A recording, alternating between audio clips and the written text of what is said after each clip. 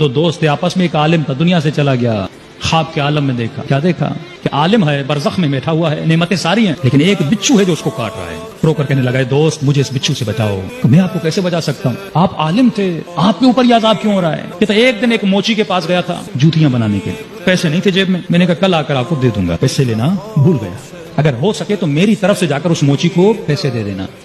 خواب سے اٹھا، اس محلے کے موچی کے پاس گیا، میں نے کہا فلاں عالم کو آپ جانتے تھے، اس کا کوئی قرضہ تھا، آپ نے کو پیسے نہیں دیے تھے؟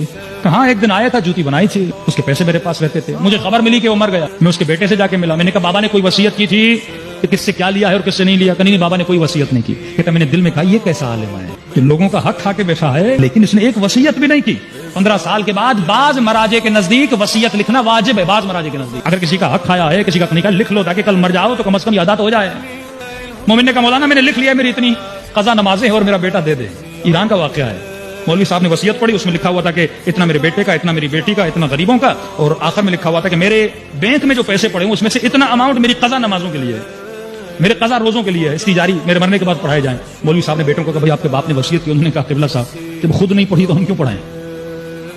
تو مرنے سے پہلے خود اپنا بندوبست کر کے جاؤ، اولاد کے بھروسے پہ خود کو مت چھوڑ کے جاؤ، کسی متدین آدمی کو کچھ دے کر جاؤ، بھائی میں اگر مر جاؤں تو میرے یہ چیزیں ہیں واجبات ہیں ادا کر کے جاؤ۔